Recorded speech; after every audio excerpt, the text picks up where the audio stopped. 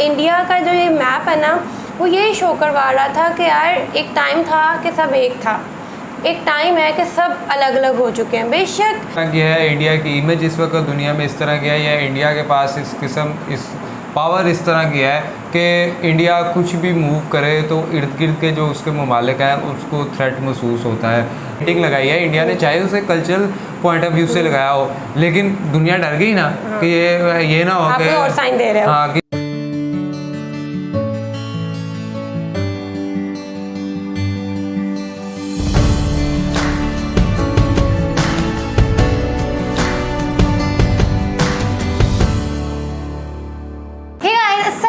नमस्ते Sat Sri Akal, welcome to my YouTube channel Khatija Mehran reaction.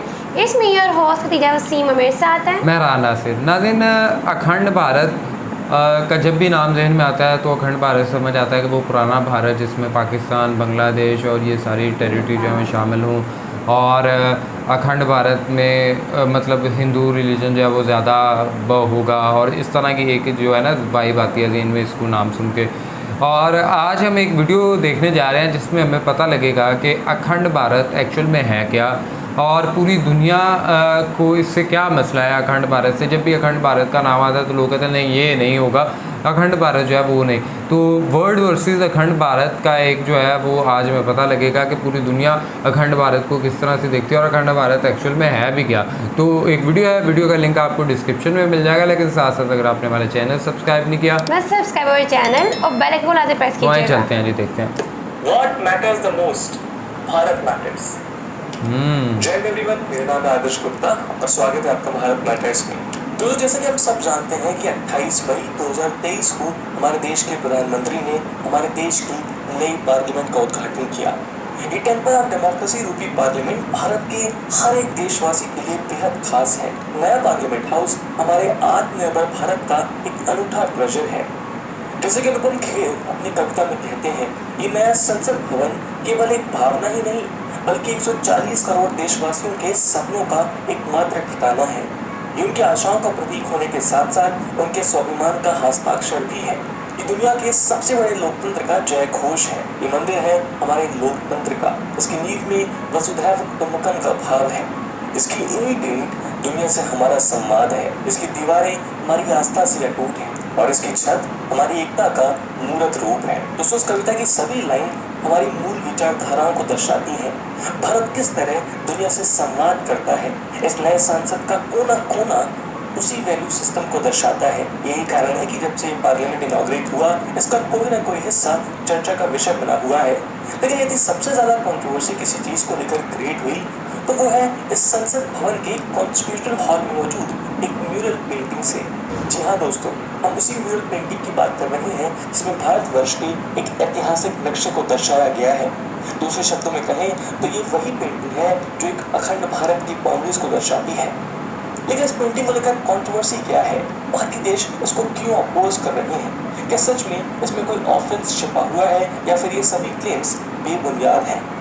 और अंत में अखंड भारत के मायने क्या है? आए इन सभी सवालों का जवाब इस वीडियो में हम ढूंढने की कोशिश करेंगे। तो चलिए शुरू करते हैं बिना किसी देरी के।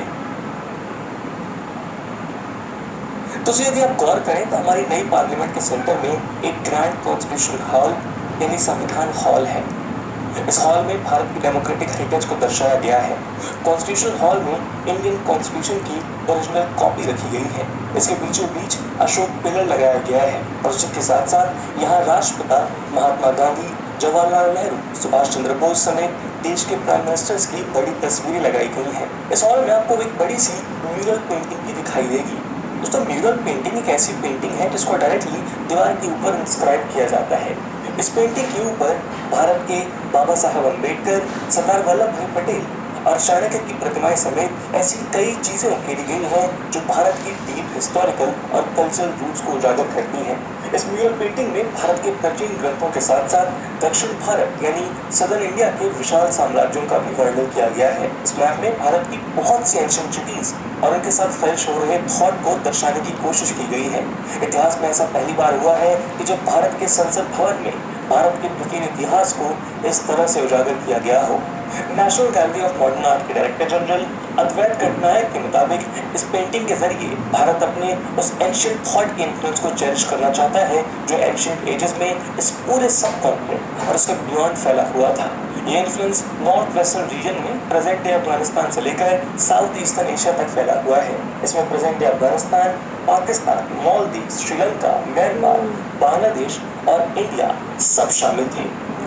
इसी कारण इस पेंटिंग में आप नॉर्थ में तक्षशिला, नॉर्थ वेस्ट में पुरुषपुर और नॉर्थ ईस्ट में कामरूप जैसे एंशिएंट इंडियन सिटीज को नोट कर सकते हैं। इसमें हस्तिनापुर के वैभव से लेकर तक्षशिला के तेज और साउथ इंडिया के चोला, चेरा और पांड्यास का जिक्र भी हुआ है। तक्षशिला आज प्रेजेंट डे पाकिस्तान के रावलपिंडी में आता है, लेकिन एंशिएंट इंडिया में तक्षशिला गांधार की राजधानी हुआ करता था। आज गांधार का नाम बदलकर गांधार पड़ गया और आज ये अफगानिस्तान में पड़ता है। तो आप इससे देख सकते हैं कि इस म्यूरल में जिसे अखंड भारत को डिपिक्ट करने की कोशिश की गई है वो एंशिएंट इंडिया का विशालकाय साम्राज्य है। और एंशिएंट इंडिया के इस हिस्टोरिक और कल्चरल हेरिटेज को मॉडर्न इंडिया के नए पार्लियामेंट में यूं संजो कर रखने का अर्थ यही है कि भारत अपनी नई जनरेशन को इस इतिहास से रूबरू कराने के साथ साथ उसको उनके दिल और दिमाग में प्रिजर्व करना चाहता है।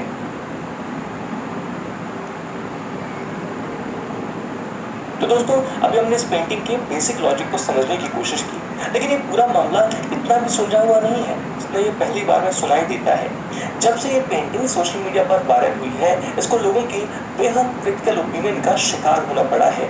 सोसाइटी के एक सेक्शन का मानना है कि ये म्यूरल इंडिया के एंशिएंट सिविलाइजेशन थॉट अखंड भारत का प्रतिबिंब है, तो वहीं दूसरे सेक्शन का मानना है कि मॉडर्न टाइम्स में एक यूनाइटेड इंडिया की आइडिया को रिप्रेजेंट करता है। इसको राष्ट्रीय स्वयंसेवक संघ एक कल्चरल कॉन्सेप्ट कहकर डिस्क्राइब करता है। खैर लोगों के डाइवर्स ओपिनियन इस पर फ्लरिश हो ही रहे थे कि देखते ही देखते ये पेंटिंग एक इंटरनेशनल या डिप्लोमेटिक कंट्रोवर्सी में तब्दील हो गई। इस कंट्रोवर्सी को खास हवा तब मिली जब union minister of parliamentary affairs Prahlad Joshi ने इस पेंटिंग की एक इमेज को ट्वीट करते हुए कन्नड़ा में लिखा, द रिजॉल्व इज क्लियर, अखंड भारत। यहीं से ये डिप्लोमेटिक कंट्रोवर्सी किक स्टार्ट हुई। सबसे पहले कंट्रोवर्सी नेपाल में ट्रिगर हुई। लोग इस पेंटिंग के अगेंस्ट प्रोटेस्ट करने के लिए सड़कों पर उतर गए। द हिंदू की रिपोर्ट के मुताबिक केपी शर्मा ओली समेत नेपाल के कई लीडर्स ने इस मूव को नेपाल के अगेंस्ट अनफेयर घोषित किया है। उनका कहना है कि मैप में नेपाल की बहुत सी हिस्टोरिक सिटीज जैसे कि लुम्बिनी इस मैप में भारत का पार्ट दिखाई गई है। लुम्बिनी जो कि गौतम बुद्ध का बर्थ प्लेस था, वो नेपाल के मेजर कल्चरल सेंटर्स में से एक है और इसलिए नेपाल इस मैप के डिपिक्शन से नाराज है। अपोजिशन पार्टीज द्वारा नेपाल के करंट पीएम प्रचंडा के ऊपर उनकी रिसेंट इंडिया विजिट के दौरान इस मुद्दे को उठाने का भरपूर प्रेशर बनाया गया, लेकिन इंडिया से वापस जाने के बाद इस मुद्दे को लेकर उनका स्टैंड पूरी तरह बदल गया। अपनी इस विजिट को पूरी करने के बाद नेपाली पीएम प्रचंडा अपनी पार्लियामेंट में इस मैप को डिफेंड करते नजर आए। उन्होंने बताया कि अपनी विजिट के दौरान उन्होंने इस मुद्दे को इंडियन पीएम के आगे रेस किया और पीएम मोदी ने उनको समझाया कि एक कल्चरल मैप है, ये कोई पॉलिटिकल मैप नहीं और इसीलिए उनको चिंता करने की कोई ज़रूरत नहीं है। दोस्तों यहाँ अगर हम गौर करें तो ये mural painting centuries old historic India को डिपिक्ट करती है। जैसा कि हमने अभी देखा कि ये भारत की इम्पॉर्टेंट एम्पायर्स और सिटीज़ को डिपिक्ट करती हैं। इस पेंटिंग में आप एंशिएंट टाइम की दो इम्पॉर्टेंट सिटीज़ तक्षशिला और सिंदूर को भी भारत के पार्ट के रूप में देख सकते हैं, जबकि ये दोनों प्रेजेंट डे पाकिस्तान में प्रेजेंट हैं। अखंड भारत का ये फॉर्म हमारे एंशिएंट टेक्स्ट और लिटरेचर में भी कई बार मेंशन हुआ है। आज नेपाल वर्ल्ड मैप पर भले ही एक सेपरेट कंट्री है, लेकिन कल्चरली और हिस्टोरिकली एक समय पर इंडियन सब कॉन्टिनेंट का अभिन्न हिस्सा हुआ करता था। आज ये दोनों देश आपस में 1860 किलोमीटर लॉन्ग बॉर्डर शेयर करते हैं, लेकिन इन दोनों के बीच शेयर किए जाने वाले कल्चर और रिलीजियस हेरिटेज इस बॉर्डर से कई गुना पुराने हैं। इस यूनिक रिलेशनशिप का सबसे बेस्ट एग्जाम्पल हमें हजारों साल पहले लिखी गई रामायण से बेहतर और कहाँ देखने को मिलेगा। रामायण के मुताबिक माता सीता मिथिला के राजा जनक की बेटी थी और जनकपुर इस मिथिला की राजधानी थी। इसीलिए आज भी माता सीता को जानकी के नाम से बुलाया जाता है। इसीलिए नेपाल के सदियों पुराने ट्रेडिशन के अकॉर्डिंग आज भी वहाँ भगवान राम को सन इन लॉ और भगवान के रूप में पूजा जाता है। वहीं जनकपुर आज प्रेजेंट डे नेपाल में पड़ता है, यानी नेपाल इस राम कथा का बेहद इंटीग्रल पार्ट रहा है। यानी जो ancient Indian text Indian culture में इतने सर्वोपरि हैं तो उनमें हमें इन देशों के स्ट्रॉन्ग लिंकेजेस देखने को मिलते हैं। इन दोनों की कल्चरल पार्टनरशिप इतनी मजबूत और गहरी रही है कि आज ये दोनों अलग होते हुए भी कल्चरली एक कॉमन एग्जिस्टेंस शेयर करते हैं। इसलिए आज भी भारत और नेपाल के रिश्ते को रोटी बेटी का रिश्ता भी कहा जाता है। इसीलिए जब नेपाल के प्राइम मिनिस्टर पुष्पा कमल दहाल प्रचंडा न्यू दिल्ली के हैदराबाद हाउस में प्राइम मिनिस्टर नरेंद्र मोदी से मिले तो ये इशू बेहद आसानी से सुलझ गया। इतना ही नहीं, इस मीटिंग के दौरान दोनों लीडर्स ने रामायण से जुड़ी अनोखी लिंकेजेस को एक नई उड़ान देते हुए एक बेहद हिस्टोरिक अनाउंसमेंट भी किया।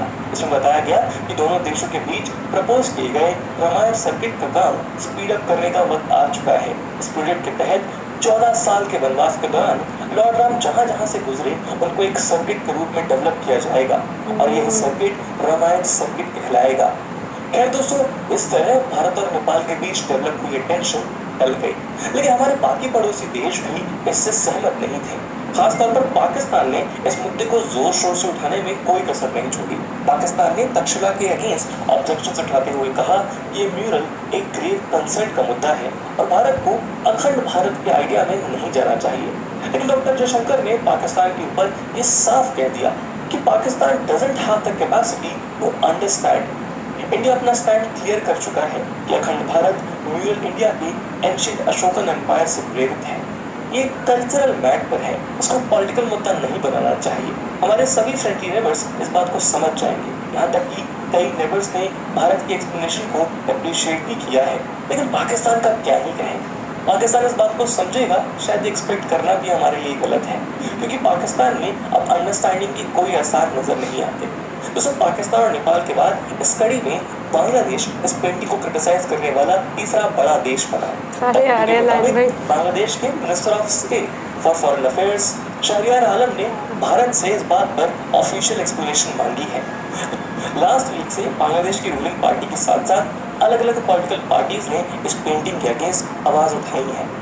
रूलिंग अवामी लीग कहलाई जातीय समाज तांत्रिक दल के प्रेसिडेंट हसनउल हक इनू का कहना है कि 1947 के बाद से भारत के पॉलिटिकल मैप में अखंड भारत जैसी कोई चीज नहीं रही है। इसलिए इंडिया की नई पार्लियामेंट बिल्डिंग में अनडिवाइडेड इंडिया के मैप को शो करना अनवारंटेड है। वहीं बांग्लादेश नेशनलिस्ट पार्टी के सेक्रेटरी जनरल मिर्जा फारूक इस्लाम आलमगीर ने कहा कि बांग्लादेश को किसी भी दूसरी कंट्री के अनडिवाइडेड मैप का पार्ट शो करना उनके देश के इंडिपेंडेंस और सोवरेनिटी के अगेंस्ट एक खतरा बन जाता है। लेकिन दोस्तों, यहाँ हम देख सकते हैं कि पाकिस्तान और नेपाल की तरह ही बांग्लादेश की कंसर्न्स भी जस्टिफाइबल नहीं है, क्योंकि ये क्लियरली मेंशन किया जा चुका है कि ये कोई पॉलिटिकल मैप नहीं है। भारत की फॉरेन मिनिस्ट्री ने इस चीज पर ऑफिशियल एक्सप्लेनेशन देते हुए किसी भी तरह की कंफ्यूजन को क्लियर कर दिया है। Indian foreign ministry spokesperson Arindam Bagchi के मुताबिक ये म्यूरल अशोकन एम्पायर की वास्टनेस और उनके द्वारा अडॉप्टेड रिस्पॉन्सिबल और पीपल ओरिएंटेड गवर्नेंस सिस्टम को दर्शाता है। इस म्यूरल को इंडियन पार्लियामेंट में प्लेस करने के पीछे सबसे बड़ा कारण यही है और ये इस म्यूरल और उसके आगे के प्लेक पर साफ साफ मेंशन किया गया है। इसलिए इस म्यूरल पर हमें मॉडर्न स्टेट का प्रोमिनेंट सिंबल अशोकन पिलर भी देखने को मिलता है। जैसे कि हमने अपने एनालिसिस में पहले भी देखा, अशोकन एम्पायर की रिच कल्चरल लेगेसी के साथ साथ उनके एम्पायर का गवर्नेंस मॉडल भी हमारे देश की प्रेजेंट गवर्नेंस को गाइड करने के लिए बेहद ज़रूरी है। और हमारे देश की गवर्नेंस जिस पार्लियामेंट बिल्डिंग से गवर्न होने वाली है, वहाँ पर इसकी सिंबॉलिक प्रेजेंस हमें उसी दिशा में चलने के लिए प्रेरित करती है। इंडिया अपनी साइड से इस बात को बार बार क्लियर कर चुका है कि मैप का पॉलिटिक्स से कोई लेना देना नहीं है। इसके जरिए इंडिया किसी भी प्रेजेंट डे सोवरेन कंट्री की इंटेग्रिटी में दखल नहीं देना चाहता है। जो भी इशू को उस कॉन्टेक्स्ट में प्रेजेंट करने की कोशिश करता है, उसके कंसर्न्स पूरी तरह से मिसगाइडेड हैं। इस पेंटिंग में दर्शाया गया मैप जीसस क्राइस्ट की बर्थ से 300 साल पुराने दौर को रिप्रेजेंट करता है और ये मैप इस रीजन के लोगों की इतनी रिच और लॉन्ग जर्नी को डिपिक्ट करता है। तो दोस्तों, हमें उम्मीद है कि इस एनालिसिस के बाद आप इस म्यूरल के पीछे का रैशनल समझ गए होंगे। इस मुद्दे पर आपकी क्या राय है, आप कमेंट सेक्शन में जरूर बताइएगा। और इस वीडियो की यूपीएससी प्रीलिम्स और मेंस के इंपॉर्टेंस को देखते हुए एक सवाल हम आपके लिए छोड़कर जा रहे हैं, जिसको आपको कमेंट सेक्शन में आंसर करना है। And the question is, India's new parliament is a symbol of the resilience of Indian democracy. Discuss. And with this question, my friends, that's it for the video. I hope आपको video पसंद आई होगी। अगर पसंद आई तो अपने दोस्तों के साथ क्या कहती हैं जी आप इस वीडियो के ऊपर? और ये तो मुझे तो पहली चीज़ है कि यार आपको तो इस पे ना मुझे लगता क्रिटिसाइज़ करने वाली बात थी। जैसे वो कहते हैं ना कि पाकिस्तान तो समझ ही नहीं सकता, तो अच्छा चलो ठीक है, पाकिस्तान ने समझ सकता, नेपाल और बांग्लादेश ने भी नहीं समझा। मुझे लगता है कि नेपाल ने तो बाद में समझ लिया ना, वही ना, जब हम समझाया तो समझा ना। मतलब कहीं ना इंडिया का जो ये मैप है ना, वो यही शो करवा रहा था कि यार एक टाइम था कि सब एक था, एक टाइम है कि सब अलग अलग हो चुके हैं। बेशक कोई आगे चला गया, कोई पीछे रह गया, जो भी है, लेकिन आप खुद देखो कि उन्होंने किस चीज़ को पोर्ट्रे किया हुआ है कि वक्त था वो भी जब इतना रिच कल्चर था और सब इकट्ठे थे, और कितना मतलब इतना बड़ा मतलब इतनी जगह थी इकट्ठे, और अब वो कितने ममालिक में डिस्ट्रीब्यूट हो चुकी है वो चीज़। हाँ, लेकिन मैं एक चीज़ बताऊँ, देखो सबसे बड़ी चीज़ जो मुझे लगी है कि देखे चाहे इंडिया का ये मैप पॉलिटिकल नहीं था, ये कल्चरल मैप था, लेकिन इंडिया की वैल्यू इस तरह की है, इंडिया की इमेज इस वक्त दुनिया में इस तरह की है, या इंडिया के पास इस पावर इस तरह की है कि इंडिया कुछ भी मूव करे तो इर्द गिर्द के जो उसके ममालिक हैं उसको थ्रेट महसूस होता है। अब इंडिया वैसे ही मजाक के तौर पे अगर ये कह देना कि हम चाहते हैं कि भाई पुराना खंड भारत बन जाए, तो वो पाकिस्तान भी डर गया, इंडिया वो नेपाल भी, बांग्लादेश भी। लेकिन यही चीज़ अगर पाकिस्तान के कि हम ये कर देंगे, कोई इसको मानेगा?